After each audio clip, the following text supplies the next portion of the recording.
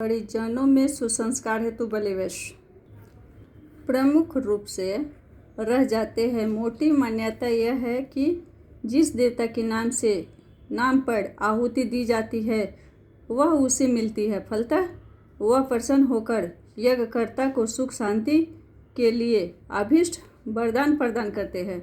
यहाँ देवता शब्द का तात्पर्य समझने में भूल होती रहती है।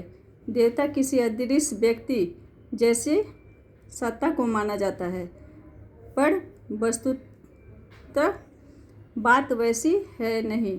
देवों का तात्पर्य किन्हीं भाव शक्तियों से है जो चेतना तरंगों की तरह इस संसार में एवं प्राणियों के अंतराल में सभ्य या रहती है। साधारणतया वे प्रसुप्त पड़ी रहती है और मनुष्य सत्य शक्तियों से, सद्भावनाओं से और सत्य प्रवृत्तियों से रहित दिखाई पड़ता है। प्रसुप्ति को जागृति में परिणत करने वाले प्रयासों को देवाराधन कहा जाता है। अनेकानेक धर्मानुष्ठान, योग, साधन, तप, विधान, मंत्रा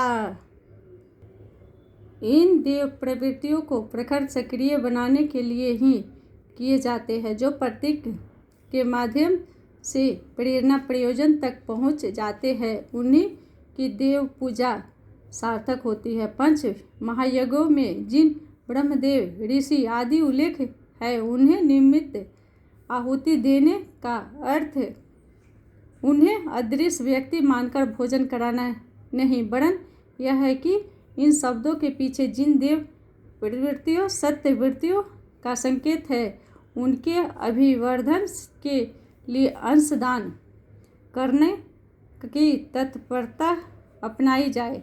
ब्रह्म यज्ञ का अर्थ ब्रह्म ज्ञान, आत्मज्ञान की प्रेरणा, ईश्वर और जीव के बीच चलने वाली पारस्परिक आदान प्रदान प्रक्रिया है।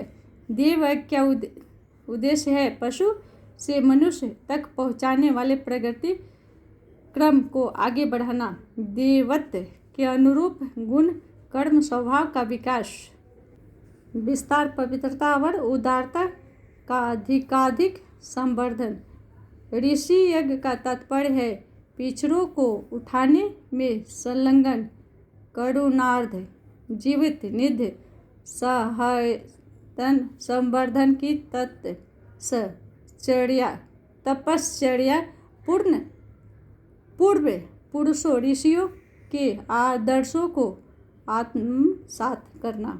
नर यज्ञ की प्रेरणा है मानवीय गरिमा के अनुरूप वातावरण एवं समाज व्यवस्था का निर्माण, मानवीय गरिमा का संरक्षण, नीति और व्यवस्था का परिपालन, नर में नारायण का उत्पादन, विश्व मानव का श्रेय साधन। भूत यज्ञ की भावना है प्राणी मात्र तक आत्मीयता